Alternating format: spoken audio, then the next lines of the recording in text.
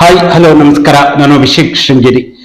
ಇವತ್ತಿನ ಈ ಒಂದು ವಿಶೇಷ ಸಂದರ್ಶನದಲ್ಲಿ ನಮ್ಮ ಜೊತೆ ಮಟ್ಟುಗುಳ್ಳ ಬೆಳೆಗಾರರ ಸಂಘದ ಅಧ್ಯಕ್ಷರು, ಅದರ ಜೊತೆಲಿ ಯುವ ಕಾಂಗ್ರೆಸ್ನಿಂದ ಬೆಳೆದು ಬಂದು ಯುವ ಕಾಂಗ್ರೆಸ್ನಲ್ಲಿ ಹಲವಾರು ಜವಾಬ್ದಾರಿಗಳನ್ನು ನಿರ್ವಹಿಸಿ, ಅದು ಬ್ಲಾಕ್ ಮಟ್ಟದಲ್ಲಾಗಿರ್ಬೋದು, ಕ್ಷೇತ್ರ ಮಟ್ಟದಲ್ಲಿ ಹಾಗೂ ಉಡುಪಿ ಚಿಕ್ಕಮಗಳೂರು ಲೋಕಸಭಾ ಕ್ಷೇತ್ರ ವ್ಯಾಪ್ತಿಯಲ್ಲೂ ಕೂಡ ವಿವಿಧ ಜವಾಬ್ದಾರಿಗಳನ್ನ ಅತ್ಯಂತ ಯಶಸ್ವಿಯಾಗಿ ನಿರ್ವಹಿಸಿ ಕಾಪು ಬ್ಲಾಕ್ನ ಪ್ರಧಾನ ಕಾರ್ಯದರ್ಶಿಯಾಗಿಯೂ ಕೂಡ ಸೇವೆಯನ್ನು ಸಲ್ಲಿಸಿ, ಅದರ ಜೊತೆಯಲ್ಲಿ ವಿಷ್ಣು ಮೂರ್ತಿ ದೇವಸ್ಥಾನ ಮಟ್ಟು ಇದರ ಅಧ್ಯಕ್ಷರಾಗಿಯೂ ಕೂಡ ಸೇವೆಯನ್ನು ಸಲ್ಲಿಸುತ್ತಿರುವಂತಹ ಕಾಂಗ್ರೆಸ್ ಪಕ್ಷದ ಮುಖಂಡರಾಗಿರುವಂತಹ ಶ್ರೀಯುತ ಸುನೀಲ್ ಡಿ ಬಂಗೇರ ನಮ್ಮ ಜೊತೆ ಇದ್ದಾರೆ. ಸರ್, ಕಾರ್ಯಕ್ರಮಕ್ಕೆ ಆತ್ಮೀಯ ಸ್ವಾಗತ. ನಮಸ್ತೆ ಸರ್, ಹೇಗಿದ್ದೀರಾ? ಪರವಾಗಿಲ್ಲ ಸರ್, ಮೊದಲನೇದಾಗಿ ಮಟ್ಟುಗುಳ್ಳ ಬೆಳೆಗಾರರ ಸಂಘದ ಅಧ್ಯಕ್ಷರಾಗಿ ಈಗ ನೀವು ಸೇವೆಯನ್ನು ಸಲ್ಲಿಸುತ್ತಿರುವಂತದ್ದು. ಮಟ್ಟುಗುಳ್ಳ ಬೆಳೆಗಾರರ ಸಂಘದ ಅಧ್ಯಕ್ಷರಾಗಿ ಯಾವ ರೀತಿಯಾಗಿ ನಿಮ್ಮೊಂದು ಕಾರ್ಯಚಟುವಟಿಕೆಗಳು ನಿಮ್ಮ ಒಂದು ವ್ಯಾಪ್ತಿಯಲ್ಲಿ ಹೇಗೆ ನಡೀತಾ ಇದೆ? ಈಗ ಮಟ್ಟುಗುಳ್ಳ ಬೆಳೆಗಾರರ ಸಂಘಕ್ಕೆ ನಾನೊಂದು ಕೋಇನ್ಸಿಡೆಂಟ್ ಅಂತ ಹೇಳ್ಬೋದು, ಒಂದು ಅಧ್ಯಕ್ಷರಾದದ್ದು ಅಂತ ಹೇಳಿದ್ರೆ, ನಮ್ಮ ಈ ಭಾಗದಲ್ಲೆಲ್ಲ ಮಟ್ಟು ಪ್ರದೇಶ ಒಂದು ವಿಶೇಷವಾದ ಒಂದು GI ಪೇಟೆಂಟ್. ಈಗ ತರಕಾರಿಗೆ GI ಪೇಟೆಂಟ್ ಎಲ್ಲಿಯೂ ಕೂಡ ಇಲ್ಲ. ಆದ್ರೆ ನಮ್ಮ ಈ ಮಟ್ಟು ಗ್ರಾಮದಲ್ಲಿ ಏನ್ ಬೆಳೀತದೆ, ಎಲ್ಲ ಬೇರೆ ಕಡೆ ಎಲ್ಲ ಬದನೆ ಅಂತ ಹೇಳಿದಾರೆ, ಬಟ್ ಅದು ನಮ್ಮ ಈ ಕಡೆ ಬದನೆ ಅಂತ ಹೇಳುದಿಲ್ಲ. ಬದನೆ ಅಂತ ಹೇಳಿದ್ರೆ ಬೇರೆನೆ, ಇಲ್ಲಿ ಗುಳ್ಳ ಅಂತ ಹೇಳ್ತೇವೆ ನಾವು, ಮಟ್ಟುಗುಳ್ಳ. ಆ ಮಟ್ಟುಗುಳ್ಳ ಈ ಭಾಗದಲ್ಲೆಲ್ಲ ಬೆಳಿತೇವೆ ನಾವು. ಅದಕ್ಕೆ GI ಪೇಟೆಂಟ್ ಕೂಡ ನಮ್ಗೆ ಸಿಕ್ಕಿದೆ. ಹಾಗೆ ಅದರಲ್ಲಿ ಫಸ್ಟಿಗೆ TV ರಾವ್ ಅಂತ ಹೇಳಿ ನಮ್ಮ ಹಿರಿಯರು ಈ ಭಾಗದಲ್ಲಿ ಅವರ ಅಧ್ಯಕ್ಷರಾಗಿದ್ರು.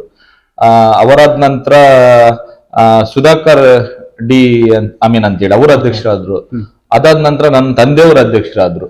ಹೀಗೆ ಹಲವಾರು ಇದರಲ್ಲಿ ಅಧ್ಯಕ್ಷರಾಗಿ ಎಲ್ಲ ಈ ಸಂಘವನ್ನು ಬೆಳೆಸ್ತಾ ಬಂದಿದ್ದಾರೆ. ಒಂದು ಈ ಸಂಘದಲ್ಲಿ ಎಲ್ಲರೂ ಒಟ್ಟಾಗಿ ಬೆಳೆಸಿದ್ರು ಈ ಸಂಘಕ್ಕೆ ಉಳಿತಾಯ ಅಂತ ಹೇಳಿ ಬರ್ತಿರ್ಲಿಲ್ಲ, ಬಹಳ ಕಡಿಮೆ ಬರ್ತಿತ್ತು. ಜನರಿಗೆ ಲಾಭದಾಯಕವಾಗ್ತಿತ್ತು ಸಂಘದಿಂದ. ಈಗ ಸಂಘಕ್ಕೆ ಏನಾದ್ರೂ ಉಳಿಬೇಕು, ಜನರು ಇನ್ನೂ ಕೂಡ ಹೆಚ್ಚಿನ ಗುಳ್ಳವನ್ನು ಬೆಳೆಸಬೇಕಂತ ಉದ್ದೇಶದಲ್ಲಿ ನಾನು ಲಾಸ್ಟ್ 5 years ಬ್ಯಾಕ್ ಒಂದು ಮಾಸಬೆಗೆ ನಾನು ಹೋದೆ. ನಾನು ಆಕ್ಚುಲಿ ಅಧ್ಯಕ್ಷರಾಗಿ ಆಗ್ಬೇಕಂತ ಎನಿಸ್ಕೊಂಡು ಹೋದದ್ದೇ ಅಲ್ಲ. ಮೊದಲಿಗೆ ಮಟ್ಟುಗುಳ್ಳ ಏನು ಇದರ ಬೆಳೆಗಾರ ಸಂಘ ಇದೆ, ಅದು ಸದಸ್ಯರೇನಾರಾಗಿದ್ರ? ಸದಸ್ಯರಾಗಿದ್ದೆ ನಾನು. ಅಂದ್ರೆ ಊರಿನ ಮೇಲೆ ಒಂದು ಅಭಿಮಾನ ನಮ್ಗೆ. ನಮ್ಮ ಊರಲ್ಲಿ ಒಂದು ಮಟ್ಟುಗುಳ್ಳ ಬೆಳೀತದೆ. ಕಾಪು ಈ ಭಾಗದಲ್ಲಿ ಮಟ್ಟುಗುಳ್ಳವನ್ನು ಹೆಚ್ಚಾಗಿ ಬೆಳೀತಾರೆ. ಹೌದು, ಕಾಪು ಅಲ್ಲಿ ಅಲ್ಲ, ಈ ತಾಲೂಕು ಬರೋದಿಲ್ಲ, ಬರೀ ಮಟ್ಟು ಗ್ರಾಮದಲ್ಲಿ ಮಾತ್ರ ಬೆಳೆಯೋದು. ಬರೀ ಮಟ್ಟು ಗ್ರಾಮದಲ್ಲಿ ಮಾತ್ರ ಬೆಳೆಯೋದು. ಮುಂಚಿನಿಂದ ನಮ್ಗೊಂದು ವಾಡಿಕೆ ಇದೆ, ಶ್ರೀ ವಾದಿರಾಜ ಸ್ವಾಮಿ ಅವರ ನಮ್ಗೆ ಒಂದು ಪ್ರಸಾದ ಅಂತ ಹೇಳಿ ಇಲ್ಲಿ ಮಟ್ಟುನಲ್ಲಿ. ಹಾಗೆ ನಾನು ಕೋಇನ್ಸಿಡೆಂಟ್ ಆಗಿ ಇದರಲ್ಲಿ ನಾನು ಅಧ್ಯಕ್ಷರಾದೆ. ಅಧ್ಯಕ್ಷನಾಗಿ ಇವಾಗ ನಿರಂತರವಾಗಿ ಒಂದು 5 ವರ್ಷ ನಡೀತಾ ಬರ್ತಿದೆ. ಈಗ ಸಂಘ ತುಂಬಾ ಲಾಭದಾಯಕವಾಗಿದೆ. ನಾವು ರೈತರ ಹೆಸರಲ್ಲಿ ಕೂಡ ನಾವು ಡೆಪಾಸಿಟ್ ಮಾಡಿರ್ತಿದ್ದೇವೆ ಹಣವನ್ನು. ಮುಂಚೆ ಏನು ಲಾಭ ಇಲ್ಲದ ಸಂಘ ಈಗ ಲಾಭಕ್ಕೆ ಬಂದಿದೆ. ಅಂದ್ರೆ ಈಗ ಮಟ್ಟುಗಳ ಬೆಳೆಗಾರ ಸಂಘ ನೀವು ಅಧ್ಯಕ್ಷರಾಗಿದ್ದೀರಾ, ಈ ಬೆಳೆದಂತ ಬೆಳೆಗೆ ಮಾರ್ಕೆಟಿಂಗ್ ವ್ಯವಸ್ಥೆ ಯಾವ ರೀತಿಯಾಗಿದೆ? ನಾವೀಗ ಯಾವ ರೀತಿ ಮಾಡ್ತೇವೆ ಅಂತ ಹೇಳಿದ್ರೆ, ನಮ್ಮಲ್ಲಿ ಒಂದು 210 ರೈತರು ಇದ್ದಾರೆ. 210 ಜನ ರೈತರು ಗುಳ್ಳವನ್ನು ಬೆಳೆಸಿ ನಮ್ಮ ಇಲ್ಲಿ ಪಕ್ಕದಲ್ಲಿ ಒಂದು ನಮ್ದು ಸಂಘ ಇದೆ, ಮಟ್ಟು ಗುಳ್ಳ ಬೆಳೆಗಾರರ ಸಂಘ. ಎಲ್ಲ ಗುಳ್ಳವನ್ನು ತಗೊಂಡು ಬಂದು ಆ ಸಂಘಕ್ಕೆ ನೀಡ್ತಾರೆ. ಯಾರು ಕೂಡ ಹೊರಗಡೆ ಅವರು ಮಾರ್ಕೆಟ್ ಆಗ್ಲಿಕ್ಕಿಲ್ಲ. ನಾವಿಲ್ಲಿ ಏನ್ ಮಾಡ್ತೇವೆ ಅಂತ ಹೇಳಿ, ಅವರು ತಗೊಂಡು ಬಂದ ಗುಳ್ಳವನ್ನು ನಾವು ಬ್ರೀಡಿಂಗ್ ಮಾಡ್ತೇವೆ. ಫಸ್ಟ್ ಗ್ರೇಡ್ ಮತ್ತೊಂದು ಸೆಕೆಂಡ್ ಗ್ರೇಡ್ ಅಂತ ಹೇಳಿ. ಇದ್ರ ಫಸ್ಟ್ ಅಲ್ಲಿ ಮತ್ತು ಸೆಕೆಂಡ್ ಅಲ್ಲಿ ವ್ಯತ್ಯಾಸ ಏನಂತ ಹೇಳಿದ್ರೆ, ಫಸ್ಟ್ ಗ್ರೇಡ್ ಸ್ವಲ್ಪ ದೊಡ್ಡ ಸೈಜ್ ಇರ್ತದೆ, ಸೆಕೆಂಡ್ ಗ್ರೇಡ್ ಸ್ವಲ್ಪ ಸಣ್ಣ ಸೈಜ್ ಇರ್ತದೆ.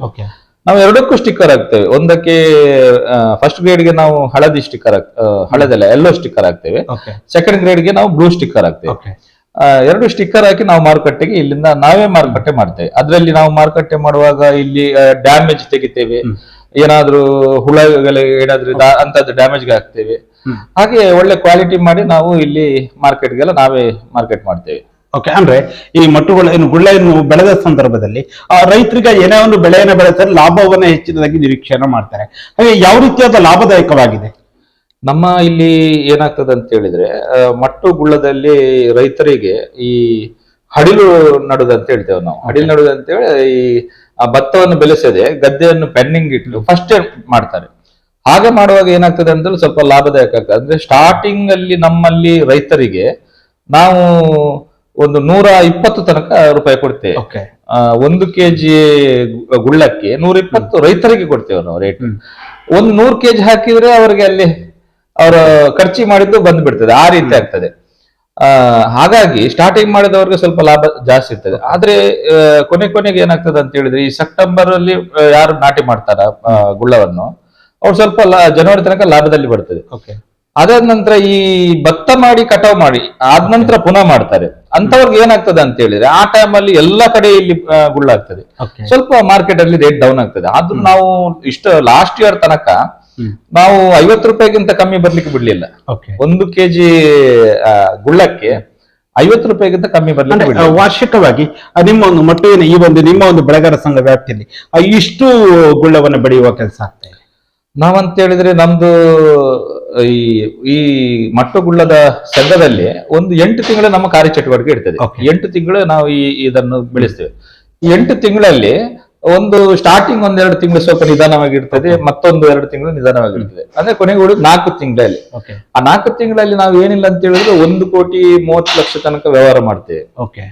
ಅಂದ್ರೆ ಇಯರ್ಲಿ 1,30,30,00,000. 1,30,30,00,000 ನಾವು ವ್ಯವಹಾರ ಮಾಡ್ತೇವೆ ಸಂಘದಲ್ಲಿ. ಅದೇ ರೀತಿಯಲ್ಲಿ ಈ ಮಟ್ಟುಗಳ ಬೆಳೆಯುವ ಸಂದರ್ಭದಲ್ಲಿ ಆ ರೈತರಿಗೆ ಅನುಕೂಲ ಆಗುವ ನಿಟ್ಟಿನಲ್ಲಿ ಸರ್ಕಾರದಿಂದ ಯಾವುದೇ ಯೋಜನೆಗಳು ಅಥವಾ ಆ ಬೆಳೆಗೆ ಏನಾದ್ರು ಹೆಚ್ಚು ಅನುದಾನ ಕೊಡುವುದು ಈ ರೀತಿಯಾದ ಏನಾದ್ರು ಇದೆಯಾ ಯೋಜನೆಗಳೆಂದರೆ? ಮುಂಚಿನ ಒಂದು 10 ವರ್ಷ ಮುಂಚೆ ಒಂದು ಸಂಘದಿಂದ ನಮ್ಗೆ ಅಂದ್ರೆ ಸರ್ಕಾರದಿಂದ ಒಂದು ಮಂಚಿಂಗ್ ಶೀಟ್ ಏನಾದ್ರು ಒಂದು ಸಹಾಯ ಮಾಡ್ತಿದ್ರು ಮಟ್ಟುಗುಳ್ಳ ಬೆಳೆಗಾರರಿಗೆ. ಬಟ್ ಈ ಇತ್ತೀಚಿನ ಕೆಲವು ವರ್ಷಗಳಲ್ಲಿ ನಮ್ಗೆ ಈಗ ಮಂಚಿಂಗ್ ಶೀಟ್ ಕೂಡ ಒಂದು ಬರ್ತಿಲ್ಲ ಸರ್ಕಾರದಿಂದ, ಯಾವುದೇ ಒಂದು ಪ್ರಯೋಜನ ಸಿಗ್ತಾ ಇಲ್ಲ ಈಗ ಇಷ್ಟವರೆಗೆ. ಬಟ್ ರೈತರು ಅದನ್ನೇ ಡಿಪೆಂಡ್ ಆಗಿಲ್ಲ. ನಮ್ಮ ಈ ಕಡೆ ಎಲ್ಲ ರೈತರು ಅದನ್ನೇ ಕಾದು ಕೂತ್ಕೊಳ್ಳೋದಿಲ್ಲ. ಸರ್ಕಾರದಿಂದ ಬರ್ಲಿ ತಾವೇ ದುಡಿತಾರೆ. ಬೆಳಿಗ್ಗೆ ಎತ್ಕೊಂಡು 6 ಗಂಟೆಗೆ ಗದ್ದೆಗೆ ಹೋಗಿ ಆಗ್ತದೆ. 6 ಗಂಟೆಗೆ ಗದ್ದೆ ಹೋಗಿ ಮಧ್ಯಾಹ್ನ ಸುಡು ಬಿಸಿಲು ತನಕ ಗದ್ದೆಯಲ್ಲಿ ಕೆಲಸ ಮಾಡಿ ಮನೆಗೆ ಬಂದು ಪುನಃ ಸಂಜೆ ಪುನಃ ಗದ್ದೆಯಲ್ಲಿ ಇರ್ತಾರೆ. ಆ ರೀತಿ ಯಾರು ಸರ್ಕಾರದ ಒಂದು ಇದನ್ನು ಕಾಯೋದು. ಆದ್ರೂ ನಮ್ಗೆ ಸ್ವಲ್ಪ ಇಲ್ಲಿ ಉಪ್ಪಿ ನೀರು ಅಂತ ಹೇಳ್ತೇವೆ ನಾವು. ಈ ಸಮುದ್ರದ ಉಬ್ಬರ ಇಳಿತದಿಂದ ಈ ಉಪ್ಪಿ ನೀರು ಬರ್ತದೆ ಸ್ವಲ್ಪ ಎಲ್ಲಿಗೆ, ನಮ್ಮ ಗದ್ದೆಗಳಿಗೆ. ಅದೊಂದು ಸ್ವಲ್ಪ ನಮ್ಗೆ ಸಿಕ್ಕಾಪಟ್ಟೆ ಸಮಸ್ಯೆ ಆಗ್ತದೆ. ಈ ಅಮಾವಾಸ್ಯೆ ಹುಣ್ಣಿಮೆಯ ದಿವಸ ಈ ನೀರಿನ ಉಬ್ಬರ ಇದು ಜಾಸ್ತಿ ಇರ್ತದೆ. ಅದು ಎಲ್ಲಾದ್ರೂ ಗದ್ದೆಗೆ ಒಮ್ಮೆ ಹೊಕ್ಕಿದ್ರೆ ಅಲ್ಲಿ ಅದು ಸತ್ತಿದ ಅಂತಲೇ ಅರ್ಥ, ಗಿಡ ಎಲ್ಲ. ಅಂದ್ರೆ ಅದೇ ರೀತಿಯಲ್ಲಿ ಈ ಮಟ್ಟುಗಳ ಬೆಳೆಗಾರ ಸಂಘದಿಂದ ನಿಮ್ಮಲ್ಲಿರುವಂತಹ ಸದಸ್ಯರಿಗೆ ಇರುವಂತಹ ಅಡ್ವಾಂಟೇಜ್ ಅಂತ ಅಂದ್ರೆ ಏನಾದ್ರು ನಿಮ್ಮ ಒಂದು ಬೆಳೆಗಾರ ಸಂಘದಲ್ಲಿರುವಂತಹ ಪ್ರಮುಖವಾದ ಸೌಲಭ್ಯಗಳು ಅಥವಾ ಅನುಕೂಲತೆಗಳು ಏನೇನಿದೆ? ಈಗ ನಾವು ಮಂಚಿಂಗ್ ಶೀಟ್ ಈಗ ನಾವು ಸಂಘಕ್ಕೆ ತರಿಸಿ ಸಂಘದಿಂದ ಕೊಡ್ತಿದ್ದೇವೆ. ಬಟ್ ನಾವು ಕೊಡೋದೀಗ ರೈತರಿಗೆ ನಾವು ಹಣದಲ್ಲಿ, ಅಂದ್ರೆ ಮುಂಚೆಲ್ಲ ರೈತರು ಏನ್ ಮಾಡ್ಬೇಕಂತ ಹೇಳಿದ್ರೆ ಬ್ಯಾಂಗ್ಳೂರ್ಗೆಲ್ಲ ಟ್ರಾನ್ಸ್ಪೋರ್ಟೇಷನ್ ಅಲ್ಲಿಗೆ ಹಾಕಿ ಮಂಚಿಂಗ್ ಶೀಟ್ ಎಲ್ಲ ಇಲ್ಲಿ ಸಿಗ್ತಾ ಇಲ್ಲ. ಸಿಕ್ಕಿದ್ರು ಸ್ವಲ್ಪ ಜಾಸ್ತಿ ಇರ್ತದೆ. ಬ್ಯಾಂಗ್ಳೂರ್ ಒಂದು ಆರ್ಡರ್ ಕೊಟ್ಟು ತರಿಸ್ತಿದ್ದಾರೆ. ಈಗ ಮಂಚಿಂಗ್ ಶೀಟ್ ಆಗ್ಲಿ ಮತ್ತೆ ಕೋಕೋ ಫೀಟ್ ಆಗ್ಲಿ ಮತ್ತೆ ಸೀಡ್ಲಿಂಗ್ ಟ್ರೇ ಆಗ್ಲಿ ಇದನ್ನೆಲ್ಲ ನಾವೀಗ ಸಂಘದಿಂದಲೇ ಕೊಡ್ತಾ ಇದ್ದೇವೆ. ಸ್ವಲ್ಪ ರೈತರಿಗೆ ಸ್ವಲ್ಪ ಉಪಕಾರ ಆಗ್ತಿದೆ. ಮತ್ತೆ ನಮ್ದು ಇಲ್ಲಿ ಕಟ್ಪಾಡಿ ವ್ಯವಸಾಯ ಸೇವಾ ಸಂಘ ಅಂತೇಳಿ ಇದೆ. ನಾನು ಅವರಿಗೆ ಹಲವು ವರ್ಷದಿಂದ ಈಗ ಮಹಾಸಭೆ ಹೋಗಿ ನಾನು ಮನವಿ ಮಾಡ್ತಿದ್ದೇನೆ. ಯಾಕಂತ ಹೇಳಿದ್ರೆ ಗೊಬ್ಬರಗಳೆಲ್ಲ ಮುಂಚೆ ನಮ್ಮ ಇಲ್ಲಿ ಮಟ್ಟುನಲ್ಲಿ ಸಿಕ್ತಿತ್ತು. ಈಗ ಅವರು ಸೊಸೈಟಿ ಅವರು ಬಂದ್ ಮಾಡಿದ ನಂತರ ನಾವೀಗ ಉಡುಪಿಗೆ ಹೋಗ್ಬೇಕು. ಅದು ಈಗ ನಾವು ಪ್ರಯತ್ನ ಮಾಡ್ತಿದ್ದೇವೆ ಮಟ್ಟುನಲ್ಲಿ ಆಗುವ ರೀತಿಯಲ್ಲಿ. ಅದು ಆದ್ರೆ ರೈತರಿಗೆ ಪುನಃ ಸ್ವಲ್ಪ ಈಸಿ ಆಗ್ತದೆ. ಅದೇ ರೀತಿಯಲ್ಲಿ ಈಗ ನಾವು ಬೆಳೆಗಾರ ಸಂಘ ಅದನ್ನು ಹೊರತುಪಡಿಸಿ ಮಾತಾಡಿದ್ರೆ ನೀವು ಇನ್ನೊಂದು ಮಟ್ಟುವಿನ ಒಂದು ಧಾರ್ಮಿಕ ಕ್ಷೇತ್ರಲ್ಲೂ ಕೂಡ ತೊಡಗಿಸಿಕೊಂಡಿರುವುದು, ಒಂದು ದೇವಸ್ಥಾನದ ಸಮಿತಿಯ ಅಧ್ಯಕ್ಷರಾಗಿ ಕೂಡ ಸೇವೆಯನ್ನು ಸಲ್ಲಿಸ್ತಾ ಇದ್ದೀರಾ. ಈ ಧಾರ್ಮಿಕ ಕ್ಷೇತ್ರ ಕಡೆ ಆಸಕ್ತಿ ಅದ್ರ ಕುರಿತಾಗಿ ಯಾವಾಗಿಂದ ಶುರು ಆಯ್ತು? ಧಾರ್ಮಿಕ ಕ್ಷೇತ್ರದಲ್ಲಿ ನಾನು ಈ ಒಂದು 7-8 ತಿಂಗಳಿಂದ 7-8 ತಿಂಗಳ ಹಿಂದ್ಗಡೆ ಈಗ ಈ ಕಮಿಟಿ ವ್ಯವಸ್ಥಾಪನಾ ಸಮಿತಿ ಬದಲಾವಣೆ ಆಗುವಾಗ ಅಧ್ಯಕ್ಷರಾಗ್ಬೇಕಂತ ಹೇಳಿ ಆಯ್ತು. ಆಗ ನಾನು ಅಧ್ಯಕ್ಷ ಆದೆ. ಅಧ್ಯಕ್ಷ ಆಗಿ ಈಗ ಮಟ್ಟು ವಿಷ್ಣುಮೂರ್ತಿ ದೇವಸ್ಥಾನದ ಎಲ್ಲ ಆಡಳಿತ ನೋಡ್ತಾ ಇದ್ದೇನೆ. ಅಂದ್ರೆ ಆ ವಿಷ್ಣುಮೂರ್ತಿ ದೇವಸ್ಥಾನದಲ್ಲಿ ನಿಮ್ಮ ಒಂದು ಅವಧಿಯಲ್ಲಿ ಇಲ್ಲಿನ ಭಕ್ತರುಗಳು ಏನ್ ನಿರೀಕ್ಷೆ ಮಾಡ್ಬೋದು? ನಮ್ಮ ಇಲ್ಲಿ ಸ್ವಲ್ಪ ಏನಂತ ಹೇಳಿದ್ರೆ ಸ್ವಲ್ಪ ಟೆಂಪಲ್ ಇರುವುದು ಸ್ವಲ್ಪ ಒಳಗಡೆ ಒಳ ಪ್ರದೇಶದಲ್ಲಿ ಇದೆ. ಅಲ್ಲಿಗೆ ಭಕ್ತರು ಬರುವುದು ಕಡಿಮೆ, ಮತ್ತೆ ಆದಾಯನೂ ಕಡಿಮೆ ಇದೆ ಅಲ್ಲಿ. ಭಕ್ತರಿಗೆ ಏನಿದೆ ಅಂತ ಹೇಳಿದ್ರೆ ಅಲ್ಲಿ 24 ಗಂಟೆ ಕೂಡ ಯಾರಾದ್ರೂ ತೀರ್ಥ ಕೊಡ್ಲಿಕ್ಕೆ, ಪ್ರಸಾದ ಕೊಡ್ಲಿಕ್ಕೆ ಅಲ್ಲಿ ಜನ ಬೇಕಂತೇಳಿ ಭಕ್ತರ ಭಾವನೆ ಇದೆ. ಆದ್ರೂ ನಾವು ಅಂದ್ರೆ ಇನ್ಕಮ್ ಇಲ್ಲದ ಕಾರಣ ನಾವೀಗ ಅಲ್ಲಿ ಪೂಜೆಗೆ ಒಂದು ಅರ್ಚಕರನ್ನು ಇಟ್ಟಿದ್ದೇವೆ. ಅಂದ್ರೆ ಅವರು ಬೆಳಿಗ್ಗೆ ಬೇಗ ಪೂಜೆ ಮಾಡ್ತಾರೆ, ಮತ್ತೆ ಸಂಜೆ ಪೂಜೆ ಮಾಡ್ತಾರೆ, ಈ ರೀತಿ ಎಲ್ಲ ಇದೆ. ಈಗ ನಾವು ನಿರಂತರವಾಗಿ ಅಲ್ಲಿ ಯಾರನ್ನಾದ್ರೂ ನೇಮಿಸ್ಬೇಕಂತೇಳಿ ಈಗ ಪ್ಲಾನಿಂಗ್ ಹಾಕೊಂಡಿದ್ದೇವೆ. Okay. ಬಟ್ ಇನ್ಕಮ್ ಇಲ್ಲ. ಈ ಸಲ ಫಸ್ಟ್ ಉತ್ಸವ ಇದೆ ನಮ್ಗೆ, ರಥೋತ್ಸವ ಇದೆ. Okay. ಅದ್ರಲ್ಲಿ ಏನಾದ್ರೂ ಉಳಿಸಿ ಒಂದು ಪರ್ಮನೆಂಟ್ ಆಗಿ ಅಲ್ಲಿ ಭಕ್ತರನ್ನು ಮಾಡ್ಬೇಕಂತ ಹೇಳಿ ನನ್ನ ಆಸೆ ಇದೆ. ಓಕೆ ಸರ್, ಅದೇ ರೀತಿಯಲ್ಲಿ ಈಗ ಧಾರ್ಮಿಕ ಬೆಳೆಗಾರ ಸಂಘಟನೆಗಳನ್ನು ಹೊರತುಪಡಿಸಿ ನೀವು ಹೆಚ್ಚಿನದಾಗಿ ಇಡೀ ನಿಮ್ಮ ಕುಟುಂಬ ರಾಜಕಾರಣದಲ್ಲಿರುವಂತದ್ದು. ನಿಮ್ಮ ಬಗ್ಗೆ ನಾ ಕೇಳೋದಾದ್ರೆ ನೀವು ಕೂಡ ಯುವ ಕಾಂಗ್ರೆಸ್ನಿಂದ ಬೆಳೆದು ಬಂದಂತವ್ರು. ಯುವ ಕಾಂಗ್ರೆಸ್ನಲ್ಲಿ ಕ್ಷೇತ್ರ ಆಗಿರ್ಬೋದು, ತಾಲೂಕು, ಲೋಕಸಭಾ ಕ್ಷೇತ್ರ ವ್ಯಾಪ್ತಿಯಲ್ಲೂ ಕೂಡ ಜವಾಬ್ದಾರಿಗಳನ್ನ ನಿರ್ವಹಿಸಿರುವಂತದ್ದು. ಆ ಯುವ ಕಾಂಗ್ರೆಸ್ನ ದಿನಗಳನ್ನ ಅಥವಾ ಅಂದು ಪಕ್ಷ ಸಂಘಟನೆ ದಿನಗಳನ್ನ ಈ ದಿನಕ್ಕೆ ಮೇಲ್ಕಕ್ಕೆ ನೋಡಿದ್ರೆ ಹೇಗಂತ? ನಾನು ನಮ್ಮ ಮನೆಯಲ್ಲಿ ಹುಟ್ಟುವಾಗಲೇ ನಾನು ರಾಜಕೀಯದ ವ್ಯವಸ್ಥೆಯಲ್ಲಿದ್ದವರು. ಅಂದ್ರೆ ನನ್ನ ತಂದೆಯವರು ದಯಾನಂದ ಬಂಗೇರ್ ಅಂತೇಳಿ, ಅವರು ಗ್ರಾಮದಲ್ಲಿ ಪಂಚಾಯತ್ ಇರುವಾಗ, ಈಗ ಗ್ರಾಮ ಪಂಚಾಯತ್ ಬೇರೆ, ಈಗ 2 ಗ್ರಾಮಕ್ಕೆ 1 ಪಂಚಾಯತ್ ಇರೋದು. ಆಗ ಮಟ್ಟು ಗ್ರಾಮ ಇರುವಾಗ ಮಟ್ಟು ಗ್ರಾಮ ಪಂಚಾಯತ್ ಅಲ್ಲಿ ಸದಸ್ಯರಾದವರು. ಅದಾದ ನಂತರ 1993ರಲ್ಲಿ ಕೋಟೆ ಗ್ರಾಮ ಪಂಚಾಯತ್ ಆಯ್ತು ನಮಗೆ, 48ನೇ ಕೋಟೆ ಗ್ರಾಮ ಪಂಚಾಯತ್. ಅಲ್ಲಿಂದ ಅವರು ನಿರಂತರವಾಗಿ ಕೋಟೆ ಗ್ರಾಮ ಪಂಚಾಯತ್ ಅಲ್ಲಿ 8 ಅವಧಿಯ, ಅಂದ್ರೆ 8 ಅವಧಿಯಲ್ಲಿ ಅವರು ನಿರಂತರವಾಗಿ ಸದಸ್ಯರಾಗಿ ಬಂದಿದ್ದಾರೆ. ಅನೇಕ ಹುದ್ದೆಯನ್ನೆಲ್ಲ ಅಲಂಕರಿಸಿದ್ದಾರೆ ಅದರಲ್ಲಿ ಕೂಡ. ಅದೇ ರೀತಿ ನನ್ನ ತಾಯಿಯವರು ಕೂಡ, ಅವರು 1987ರಲ್ಲಿ ಮಂಗಳೂರು ಜಿಲ್ಲಾ ಪರಿಷತ್ ಇತ್ತು. ಮಂಗಳೂರು ಜಿಲ್ಲಾ ಪರಿಷತ್ ಇರುವಾಗ, ಈಗ ನಾವು ಉಡುಪಿ ಜಿಲ್ಲೆ ಅದರ ನಂತರ ಮಂಗಳೂರು ಜಿಲ್ಲಾ ಪರಿಷತ್ ಇರುವಾಗ ಅವರು ಸದಸ್ಯರಾಗಿದ್ದರು ತಾಯಿಯವರು. ಅಲ್ಲಿಂದ ನಿರಂತರವಾಗಿ ಅವರು ಕೂಡ 4 ಟರ್ಮ್ ಅಲ್ಲಿ ಜಿಲ್ಲಾ ಪಂಚಾಯತ್ ಸದಸ್ಯರಾಗಿ 1 ಟರ್ಮ್ ಅಲ್ಲಿ ಉಡುಪಿ ಜಿಲ್ಲೆಯ ಅಧ್ಯಕ್ಷರ ಕೂಡ ಆಗಿದ್ರು. ಹಾಗೆ ಈ ರಾಜಕೀಯ ವ್ಯವಸ್ಥೆಯಲ್ಲಿದ್ದ ಮನೆಯಲ್ಲಿ ನಾನು ಇರುವಾಗ ಆಯ್ತಂತ ಹೇಳಿದ್ರೆ ನಂಗೆ ಕೂಡ ಸ್ವಲ್ಪ ಈ ರಾಜಕೀಯದಲ್ಲಿ ಸ್ವಲ್ಪ ಇಂಟ್ರೆಸ್ಟ್ ಇತ್ತು. ಹಾಗೆ ಈ ತಂದೆ ತಾಯಿಯವರೊಟ್ಟಿಗೆ ಸೇರ್ಕೊಂಡು ನಾನು ಹಲವಾರು ರಾಜಕೀಯದ ಸಂಘಟನೆಗಳಲ್ಲಿ ಯುವ ಕಾಂಗ್ರೆಸ್ನಿಂದ ನೀವು ಬೆಳೆದ ಆ ಯುವ ಕಾಂಗ್ರೆಸ್ನ ದಿನಗಳನ್ನ ಈಗ ಒಂದು ಕ್ಷಣ ಮೆಲ್ಕಾಕ್ ನೋಡ್ರ, ಒಂದು ಸಂಘಟನೆ ಮಾಡಿದ ದಿನಗಳನ್ನ ಹೇಗನ್ಸತ್ತೆ? ಅಂದ್ರೆ ನಮ್ಮ ಯುವ ಕಾಂಗ್ರೆಸ್ ಅವಧಿಯಲ್ಲಿ ನಾವು ಸಿಕ್ಕಾಪಟ್ಟೆ, ಅಂದ್ರೆ ಆಗ ಮೆಂಬರ್ಶಿಪ್ ಡ್ರೈವ್ ಎಲ್ಲ ಇತ್ತು. ನಾನು ಫಸ್ಟ್ ಆಗುವಾಗ ಮೆಂಬರ್ಶಿಪ್ ಡ್ರೈವ್ ಇರ್ಲಿಲ್ಲ. ಆಗ ಏನಂತ ಹೇಳಿದ್ರೆ ಇಲ್ಲಿ ಲೀಡರ್ಸ್ ಯಾರಿದ್ದಾರೆ ಅವರೇ ಆಯ್ಕೆ ಮಾಡಿದ ನಾವು ಮತ್ತೆ ಕಮಿಟಿಯಲ್ಲಿ ಇರ್ತೀವಿ. ಆಗ ಫಸ್ಟ್ ಟರ್ಮ್ ಅಲ್ಲಿ ನಮ್ಮ ಉಡುಪಿ ಮುರಳಿ ಶೆಟ್ಟಿ ಅಂತ ಇದ್ದಾರೆ, ಅವರ ಅಧ್ಯಕ್ಷರು. ಅವರ ಅಧ್ಯಕ್ಷ ಆಗುವಾಗ ನಾನು ಏನಾಗಿದ್ದೆ, ನಂಗಾಗೊಂದು 2000 ಇಸ್ವಿಯಲ್ಲಿ ನಾನು ಆಗ ಅಲ್ಲಿ ಪ್ರಧಾನ ಕಾರ್ಯದರ್ಶಿ ಆಗಿ ಹೋದೆ. ಪ್ರಧಾನ ಕಾರ್ಯದರ್ಶಿಯಾಗಿ ಉಡುಪಿ ಜಿಲ್ಲೆಯಲ್ಲಿ ಕೆಲಸ ಮಾಡಿದೆ. ಅದಾದ ನಂತರ ನೆಕ್ಸ್ಟ್ ಈ ವ್ಯವಸ್ಥೆ ಸ್ವಲ್ಪ ಬದಲಾವಣೆ ಆಯ್ತು. ಯುವ ಕಾಂಗ್ರೆಸ್ ಚುನಾವಣಾ ಪ್ರಕ್ರಿಯೆ ಸ್ಟಾರ್ಟ್ ಆಯ್ತು. ಚುನಾವಣಾ ಪ್ರಕ್ರಿಯೆ ಸ್ಟಾರ್ಟ್ ಆಗುವಾಗ ಕಾಪು ಬ್ಲಾಕ್ ನಲ್ಲಿ ವಿಧಾನಸಭಾ ಕ್ಷೇತ್ರ, ಕಾಪು ಬ್ಲಾಕ್ ಅಲ್ಲ, ವಿಧಾನಸಭಾ ಕ್ಷೇತ್ರದಲ್ಲಿ ನಂಗಂದ್ರೆ ಲಾಸ್ಟ್ ಮೂಮೆಂಟ್ ಗೊತ್ತಾಯ್ತು ಈಗ ಈ ಚುನಾವಣಾ ಪ್ರಕ್ರಿಯೆ. ನಾನು ಲಾಸ್ಟ್ ಮೂಮೆಂಟ್ ಅಲ್ಲಿ ನಾನು ಈ ಚುನಾವಣಾ ಪ್ರಕ್ರಿಯೆಗೆ ಧುಮುಕಿ ಅಧ್ಯಕ್ಷ ಆಗ್ಬೇಕಂತ ಕಂಟೆಸ್ಟ್ ಮಾಡಿದೆ. ಬಟ್ ನಾನು ಲಾಸ್ಟ್ ಮೂಮೆಂಟ್ ಇದ್ದದ್ರಿಂದ ನಂಗೆ ಅಧ್ಯಕ್ಷ ಆಗ್ಲಿಕ್ಕೆ ಆಗ್ಲಿಲ್ಲ, ನಾನು ಉಪಾಧ್ಯಕ್ಷನಾದೆ. ಅದಾದ ನಂತರ ನೆಕ್ಸ್ಟ್ 3 ವರ್ಷ ಬಿಟ್ಟು ನಾನು ಲೋಕಸಭೆಗೆ ಉಡುಪಿ ಚಿಕ್ಕಮಂಗ್ಳೂರು, ಉಡುಪಿ ಮತ್ತು ಚಿಕ್ಕಮಂಗ್ಳೂರು 2 ಜಿಲ್ಲೆ ಲೋಕಸಭೆಗೆ ನಾನು ಪ್ರಯತ್ನ ಪಟ್ಟಾಗ ಆಗ ಸಿಕ್ಕಾಪಟ್ಟೆ ಉಡುಪಿ ಇಡೀ ಜಿಲ್ಲೆ ತಿರುಗಿದ್ದೇನೆ. ಇಲ್ಲಿ ನಮ್ದು ಬೈಂದೂರು ಬಾರ್ಡರ್ ಇಂದ ನಾವು ಕಡೂರು ತನಕ ನಾನು ಓಡಾಟ ಮಾಡಿದ್ದೇನೆ ಆ ಸಂದರ್ಭದಲ್ಲಿ. ಆಗ ನಾನು ಅಲ್ಲಿ ಉಪಾಧ್ಯಕ್ಷನಾಗಿ ಆಯ್ಕೆ ಆಯ್ತು. ಹಾಗೆ ನಿರಂತರವಾಗಿ ನನ್ನ ಅವಧಿಯಲ್ಲಿ ಎಲ್ಲ ಉಡುಪಿ ಮತ್ತು ಚಿಕ್ಕಮಗಳೂರು 2 ಡಿಸ್ಟಿಕ್ ನಾನು ಓಡಾಟ ಮಾಡಿದ್ದೇನೆ ಆ ಟೈಮ್ ಅಲ್ಲಿ. ಅದರ ಜೊತೆಲೆ ಈ ಹಿಂದೆ ನೀವು ಕಾಪು ಬ್ಲಾಕ್ ಕಾಂಗ್ರೆಸ್ನ ಜನರಲ್ ಸೆಕ್ರೆಟರಿ, ಪ್ರಧಾನ ಕಾರ್ಯದರ್ಶಿಯಾಗಿಯೂ ಕೂಡ ಸಂಘಟನೆ ಮಾಡುವ ಅವಕಾಶ ಒದಗಿ ಬರುತ್ತೆ. ಆ ಪ್ರಧಾನ ಕಾರ್ಯದರ್ಶಿಗೆ ನಿಮ್ಮ ಒಂದು ಸಂಘಟನೆ ಆಗಿರೋದು ಯಾವ ರೀತಿಯಾಗಿ ನಡೀತಾ ಇದೆ? ನಾನು ಪ್ರಧಾನ ಕಾರ್ಯದರ್ಶಿ ಆಗುವಾಗ ನವೀನ್ ಚಂದ್ರ ಸುವರ್ಣ ಅಂತೇಳಿ ಬ್ಲಾಕ್ ಅಧ್ಯಕ್ಷರು, ಬಹಳ ಒಳ್ಳೆಯವರು. ಅವರೊಟ್ಟಿಗೆ ನಿರಂತರವಾಗಿ ನಾನೊಂದು 7 ವರ್ಷ ನಾನು ಇಲ್ಲಿ ಪಕ್ಷದ ಸಂಘಟನೆ ಮಾಡ್ಲಿಕ್ಕೆ ಬಹಳ ಇಂಟ್ರೆಸ್ಟ್ ತಗೊಂಡು ಎಲ್ಲ ನಮ್ಗೆ ಈ ಕಾಪು ಬ್ಲಾಕ್ಗೆ 130 ಬೂತ್ ಬರ್ತದೆ. 130 ಬೂತ್ಗೂ ಕೂಡ ನಾನು ಹೋಗಿ ಅಧ್ಯಕ್ಷರೊಟ್ಟಿಗೆ ಸೇರ್ಕೊಂಡು ಮತ್ತೆ ನಮ್ಮ ಸ್ಥಳೀಯ ನಾಯಕರು ವಿನಯ್ ಕುಮಾರ್ ಸೊರಕೆ ಅವರು ಸೇರ್ಕೊಂಡು ನಾವು ಹಲವಾರು ಸಂಘಟನೆ ಎಲ್ಲ ಮಾಡಿದ್ದೇನೆ.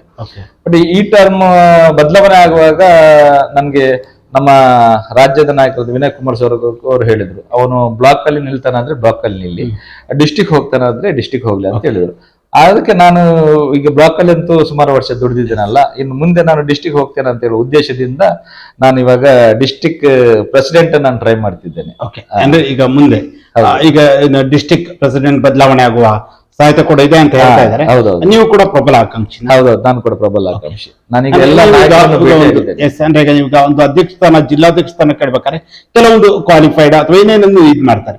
ಅಂದ್ರೆ ನಾನು ನೇರವಾಗಿ ಕೇಳ್ತಾ ಇದ್ದೇನೆ, ಸುನಿಲ್ ಬಂಗೇರ್ ಅವರಿಗೆ ಯಾಕೆ ಜಿಲ್ಲಾಧ್ಯಕ್ಷ ಸ್ಥಾನ ಕೊಡ್ಬೇಕು? ಅದೇ, ನಾನು ಈ ಮೊದಲೇ ಯೂತ್ ಕಾಂಗ್ರೆಸ್ ಉಪಾಧ್ಯಕ್ಷರಾಗಿರುವಾಗ ನಾನು ಅಂದ್ರೆ ಆ ಟೈಮ್ ಅಲ್ಲಿ ಜಿಲ್ಲಾಧ್ಯಕ್ಷರ ಯೂತ್ ಕಾಂಗ್ರೆಸ್ ಇದ್ದು ಲೋಕಸಭಾ ಅಧ್ಯಕ್ಷರಾಗಿದ್ದು ಚಿಕ್ಕಮಂಗ್ಳೂರ್ನವರು. ನಾನು ಉಡುಪಿ ಜಿಲ್ಲೆಯವನು.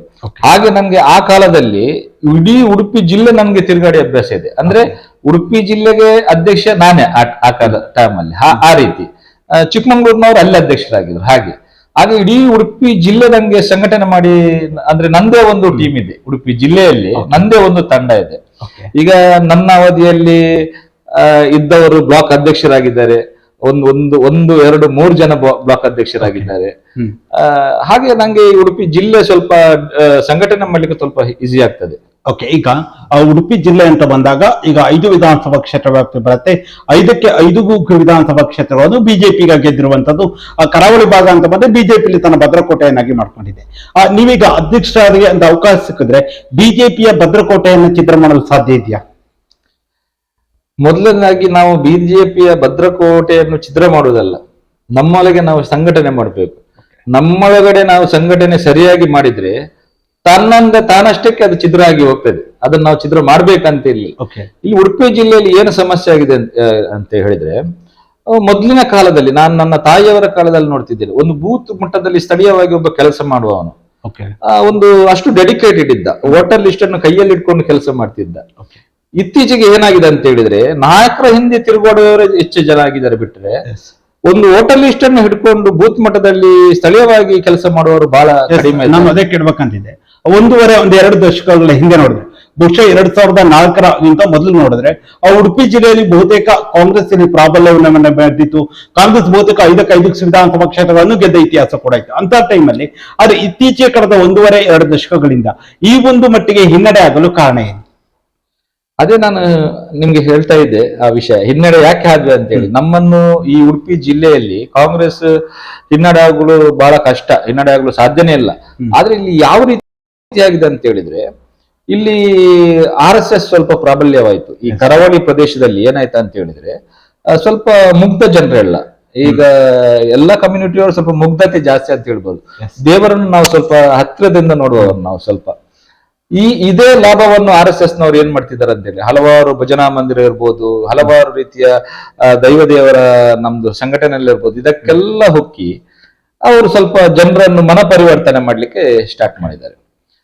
ಅದು ನಮ್ಗೆ ಸ್ವಲ್ಪ ತುಂಬಾ ಹೊಡೆತಾ ಇದೆ. ಅಂದ್ರೆ ಬಿಜೆಪಿಯ ಅಸ್ತ್ರಕ್ಕೆ ಕಾಂಗ್ರೆಸ್ ಬಳಿ ಪ್ರತಿ ಅಸ್ತ್ರ ಇರ್ಲಿಲ್ವಾ? ಹಾಗಾದ್ರೆ ಇಲ್ಲ, ನಮ್ದು ಕಾಂಗ್ರೆಸ್ ಅಲ್ಲಿ ನಮ್ ಸಿದ್ಧಾಂತ ಯಾವ ರೀತಿ ಇದೆ ಅಂತ ಹೇಳಿದ್ರೆ, ವಿ ಆರ್ ಓನ್ಲಿ ಇಂಡಿಯನ್ಸ್. ನಾವು ಎಲ್ಲ ನಮ್ಗೆ ಭಾರತೀಯರು.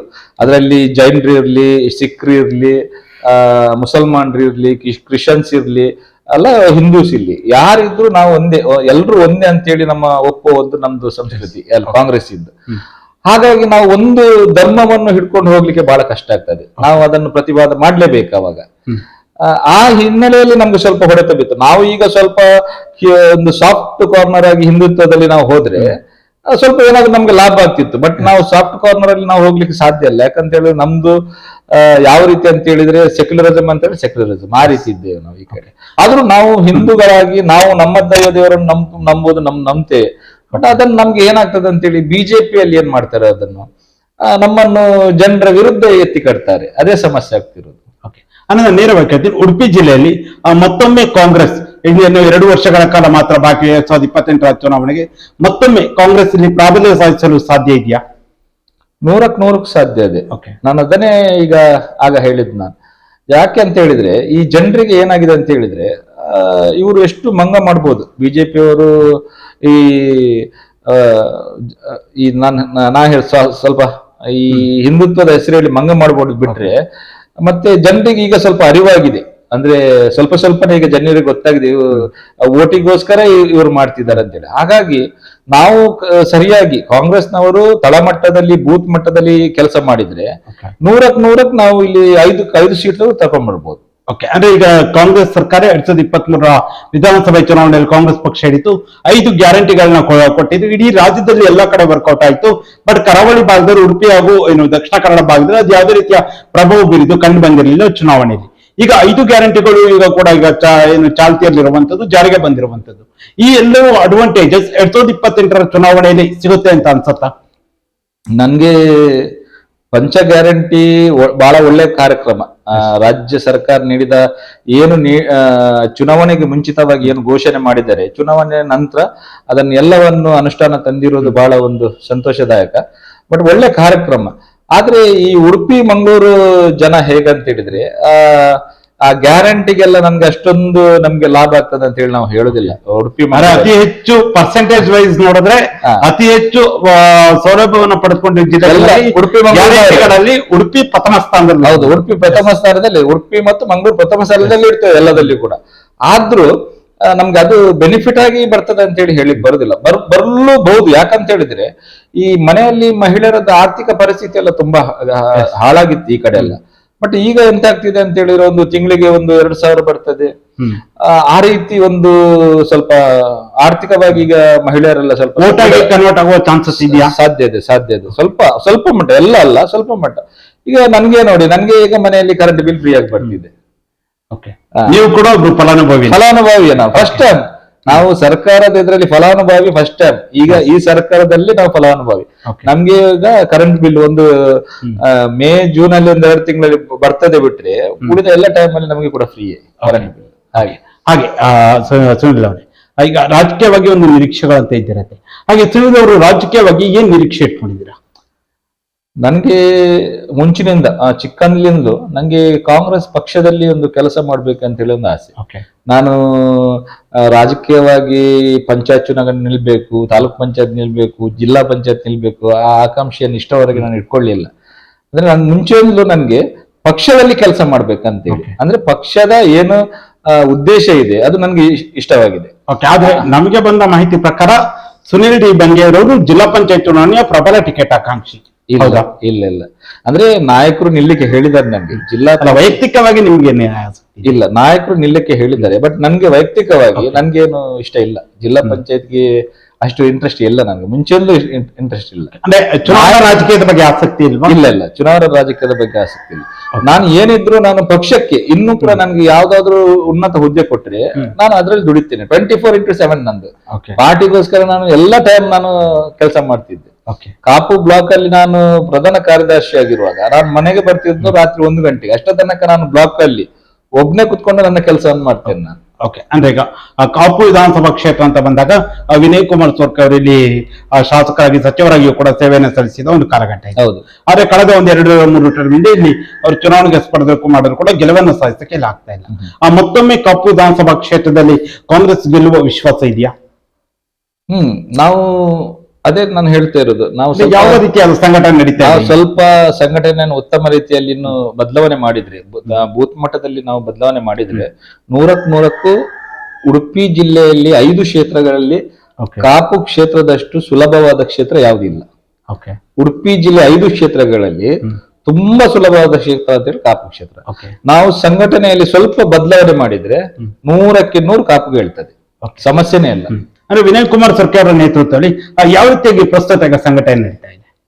ಅಲ್ಲ, ಈಗ ಅವರಿಗೆ ಏನಾಗಿದೆ ಅಂತ ಹೇಳಿದ್ರೆ ರಾಜ್ಯ ಮಟ್ಟದ ಜವಾಬ್ದಾರಿಯನ್ನು ನೀಡಿದ್ದಾರೆ. ಹಾಗಾಗಿ ಅವರೀಗ ರಾಜ್ಯ ಮಟ್ಟದಲ್ಲಿ ಎಲ್ಲಾ ಜಿಲ್ಲೆಯೂ ಕೂಡ ಅವರು ನೋಡ್ಕೊಳ್ಬೇಕು. ಹಾಗೆ ಸ್ವಲ್ಪ ಈಗ ಕಾಪುನಲ್ಲಿ ಸಂಘಟನೆ ಕಡಿಮೆ ಆಗ್ತಿದೆ ಅಂತ ಹೇಳಿ ನಂಗೆ ಕಾಣ್ತಿದೆ.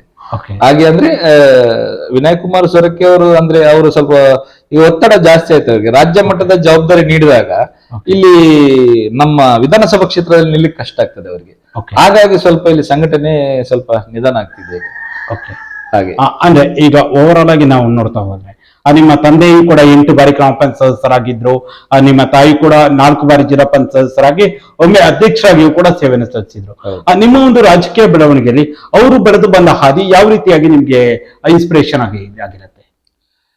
ನನ್ನ ತಂದೆ ಮತ್ತು ತಾಯಿ ಇಬ್ರು ಕೂಡ ರಾಜಕೀಯ ವ್ಯವಸ್ಥೆಯಲ್ಲಿ ನಾನು ನೋಡೋದಾದ್ರೆ ಈಗಿನ ರಾಜ್ಯಕ್ಕೆ ಬಹಳ ಒಂದು ಹದಗೆಟ್ಟಿದೆ. ಈಗ ನೋಡಿದ್ರೆ ಈಗ ನಾವು ರಾಜಕೀಯದಲ್ಲಿ ಇದ್ದೇವೆ ಅಂತ ಹೇಳಿ ನಮ್ಗೆ ಸ್ವಲ್ಪ ಮುಜುಗರ ಆಗುವ ಪರಿಸ್ಥಿತಿಯಲ್ಲಿ ಇದ್ದೇವೆ ನಾವು. ಅದನ್ನ ನಾನ್ ನೋಡಿದ ಮಟ್ಟದಲ್ಲಿ ಒಂದು ಆ ಒಂದು ಚಿಕ್ಕದಿರುವಾಗ ನಮ್ಮ ಮನೆಯಲ್ಲಿ ರಾಜಕೀಯ ಯಾವ ರೀತಿ ಆಗ್ತಿತ್ತು ಅಂತ ಹೇಳಿದ್ರೆ, ಇಲ್ಲಿ ಏನಾದ್ರೂ ಊರಿನಲ್ಲಿ ಸಮಸ್ಯೆ ಆದ್ರೆ ಯಾರು ಕೂಡ ಇಲ್ಲಿ ಸ್ಟೇಷನ್ಗೆ ಹೋದವರಿಲ್ಲ, ಪೊಲೀಸ್ ಸ್ಟೇಷನ್ ಹೋಗುದಿಲ್ಲ. ಇಲ್ಲಿ ಮನೆಯಲ್ಲೇ ರಾಜ್ಯ ಪಂಚಾಯತ್ಗೆ ಅಲ್ಲಿ ಆಗಿ ಇಲ್ಲೇ ಸೆಟಲ್ಮೆಂಟ್ ಆಗಿ ಇಲ್ಲಿಂದಲೇ ಹಿಂದೆ ಹೋಗ್ತಿದ್ದಾರೆ. ಹಾಗೂ ಜನರಿಗೂ ಸ್ವಲ್ಪ ಲಾಭ ಅವಾಗ ಈ ಸ್ಟೇಷನ್ ಹೋಗುದು, ಕೋರ್ಟ್ ಹೋಗುದು ತಪ್ಪಿತ್ತು. ಮನೆಯಲ್ಲೇ ತೀರ್ಮಾನ ಆಗ್ತಿತ್ತು. ಅಷ್ಟು ಒಂದು ಒಳ್ಳೆ ರಾಜಕೀಯ ಇತ್ತ ಆ ಸಂದರ್ಭದಲ್ಲಿ. ಮತ್ತೆ ಇಷ್ಟು ಈಗ ಏನು ಕರಪ್ಷನ್ ಎಲ್ಲ ನಡೀತಿದೆ, ಈಗ ವರ್ಕ್ ಕಾಮಗಾರಿ ಅಲ್ಲದೆ ಈಗಿನ ರಾಜಕೀಯದಲ್ಲಿ ಯಾವ ರೀತಿ ಇದೆ ಅಂತ ಹೇಳಿದ್ರೆ ಎಲ್ಲ ಪರ್ಸೆಂಟೇಜ್ ತಗೊಳ್ಳುವವರು ಇರುವುದಲ್ಲ. ನಾನು ಇಷ್ಟು ವರ್ಷದ ರಾಜಕೀಯದಲ್ಲಿ ನಾನು ನೋಡಿದ್ದು ನಮ್ಮ ಮನೆಯಲ್ಲಿ ನಮ್ಗೆ ಒಂದು ಪರ್ಸೆಂಟೇಜ್ ಅಂತ ಹೇಳಿದ್ರೆ ಏನಂತ ಗೊತ್ತಿರ್ಲಿಲ್ಲ ಈ ಮನೆಯಲ್ಲಿ. ಅದೇ ನಾವು ದುಡ್ಡು ನಾವೇ ಖರ್ಚು ಮಾಡ್ತಿದ್ದೇವೆ ಬಿಟ್ರೆ ಇಲ್ಲಿ ಆ ಕೆಲಸ ಇಟ್ಟು ಈ ಕೆಲಸ ಇಟ್ಟು ಅದರಲ್ಲಿ ಒಂದು 10% ಇದನ್ನೆಲ್ಲ ನಾವು ನೋಡಿದ್ದು ಇತ್ತೀಚಿನ ಕಾಲಘಟ್ಟದಲ್ಲಿ ನೋಡಿದ್ದು ಈ ಕಡೆ ಎಲ್ಲ. ನಮ್ಗೆ ನೀವು ಕೂಡ ನಿಮ್ಮ ತಂದೆಯವರು ತಾಯಿಯವರು ನೀವೆಲ್ಲರೂ ಕೂಡ ಕಾಂಗ್ರೆಸ್ ಪಕ್ಷ ಗುರುತಿಸಿಕೊಂಡಿರುವಂತದ್ದು, ಅಂದ್ರೆ ಇಡೀ ಕುಟುಂಬ ಕಾಂಗ್ರೆಸ್ ಪಕ್ಷದ ಬಗ್ಗೆ ಅಷ್ಟಾಗಿ ಗುರುತಿಸಿಕೊಂಡು ಕಾಂಗ್ರೆಸ್ ಪಕ್ಷದ ಯಾವ ಸಿದ್ಧಾಂತ ನಿಮ್ಗೆ ಎಷ್ಟು ಇಷ್ಟ ಆಯ್ತು? ಮುಖ್ಯವಾಗಿ ಕಾಂಗ್ರೆಸ್ ಪಕ್ಷದಲ್ಲಿ ನಮ್ಗೆ ಸೆಕ್ಯುಲರಿಸಂ ನಮ್ಗೆ ಬಹಳ ಇಷ್ಟ ಆಯ್ತು. ಯಾಕಂತ ಹೇಳಿದ್ರೆ ನಾವು ಏನೇ ಇರ್ಲಿ ನಾವೆಲ್ಲ ಭಾರತೀಯರೇ. ನಾವು ಏನು ಈಗ ಈ ಭಾರತದಲ್ಲಿ ನಮ್ದು ಈಗ ಡಿವೈಡ್ ಆಗಿ ಏನೆಲ್ಲ ಉಳ್ಕೊಂಡಿದಾರ ಭಾರತದಲ್ಲಿ ಅವರೆಲ್ಲ ಭಾರತೀಯರೇ, ಅದನ್ನ ನಾವು ಒಪ್ಪುವವರು ನಾವು. ಅದ್ರಲ್ಲಿ ನಮ್ಗೆ ಭೇದ ಭಾವ ಇಲ್ಲ. ಅವರು ಕ್ರಿಶ್ಚಿಯನ್ಸ್, ಇವರು ಮುಸ್ಲಿಮ್ಸ್, ಇವರು ಜೈನ್ಸ್, ಇವರು ಸಿಖ್ಸ್, ಅದೆಲ್ಲ ನಮ್ಗೆ ಇಲ್ಲ. ನಾವು ಎಲ್ರೂ ಇರಬೇಕಾದ್ರೆ ನಾವು ಭಾರತೀಯರಾಗಿ ಇರ್ಬೇಕು, ನಮ್ಗೆ ಅದೊಂದು ಆಶೆ. ಈ ಸಿದ್ಧಾಂತ ಕಾಂಗ್ರೆಸ್ ಪಕ್ಷದಲ್ಲಿದೆ. ಓಕೆ, ಅಂದ್ರೆ ನಿಮ್ಮ ತಂದೆಯವರು ಈಗ 83ನೇ ವಯಸ್ಸಿನಲ್ಲಿ ಕೂಡ ಅತ್ಯಂತ ಸಕ್ರಿಯ ರಾಜಕಾರಣದಲ್ಲಿರುವಂತದ್ದು, ನಿಮಗೆ ಯಾವ ರೀತಿ ಅನ್ಸುತ್ತೆ? ನಿಜವಾಗಿ ನನ್ನ ತಂದೆಯವರಿಗೆ ಲಾಸ್ಟ್ ಒಂದು 3 ಇಯರ್ ಮುಂಚೆ ಒಂದು ಕಾಯಿಲೆಗೆ ಅವರು ಸ್ವಲ್ಪ ತುತ್ತಾದ್ರು.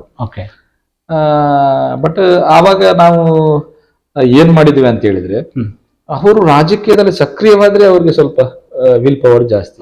ಅದಕ್ಕೆ ನಾವು ಅವರನ್ನು ಬಿಟ್ಟಿದ್ದೇವೆ, ಈಗ ಫ್ರೀ ಬಿಟ್ಟಿದ್ದೇವೆ. ಈಗ ಅವ್ರಿಗೆ 83 ವರ್ಷ ಪ್ರಾಯ.